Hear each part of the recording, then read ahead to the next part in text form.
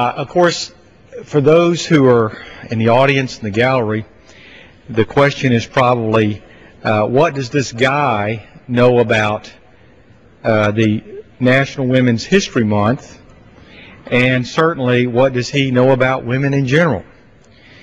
Well, what I can tell you is that a very important woman in my life gave me life itself, and that is my mother.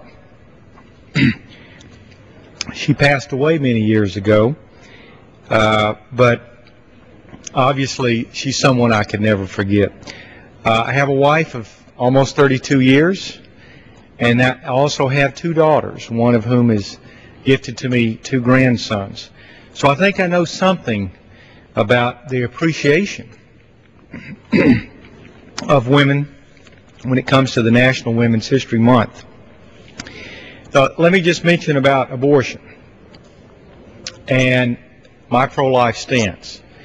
Mr. Speaker, I really oppose abortion for four reasons. Number one, I'm a Christian. I believe that only God can give or take away innocent life. That is within His prerogative and within His power, and His only. Number two, as a physician practicing over 30 years, I believe in the protection of life. I don't see any way that abortion could be in any way considered to be health care. Health care and abortion are totally different things. As a scientist, I understand that at the moment of conception, that the unique DNA combination that results at conception, it remains unique into history. That unique person can never be replicated by anyone else. And then number four, as a person, I believe that the only way that one can accept abortion is through something we call dehumanization. What do I mean by that? We human beings have the distinct ability to think of other human beings in a less than human way. What are some examples of this? Well, oftentimes those who were pro-slavery gave certain explanations that would suggest that slaves were somehow less than human beings.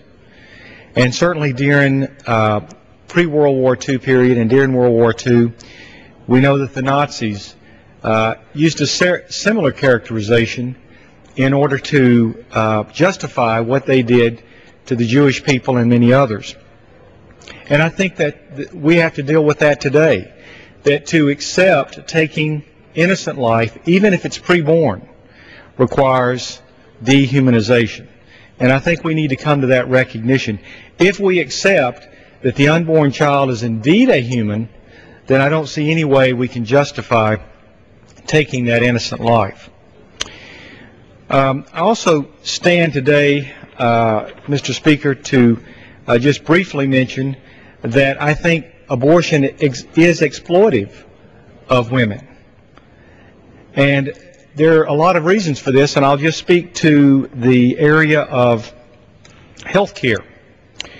Today, there's more than 3,000 American mothers are victimized by a procedure, that is abortion, that ends the lives of small children, the small children they carry. The harm to women is real, and the physical ramifications are significant.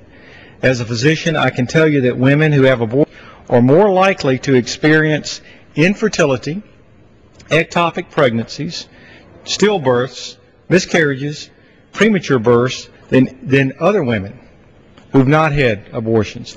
Studies have shown that women having had abortions are 3.5 times more likely to die in the following year, 6 times more likely to die of suicide, 7 to 15-fold more likely to have placenta previa in a subsequent pregnancy, which is a life-threatening condition for the mother and the baby, which increases, of course, the chance of death of the mom or stillbirth.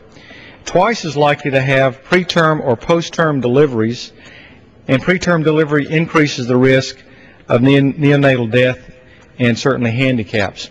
So in conclusion, Mr. Speaker, I do appreciate the General Lady for giving me an opportunity to speak on this subject. I think that anytime we think about women, we have to think about moms, and anytime we think about moms, we have to think about children. And those children, of course, are children, in my opinion, from the moment of conception, that is when life begins, and anything that interrupts that deliberately, that's not of nature of God, is indeed the taking of innocent life and is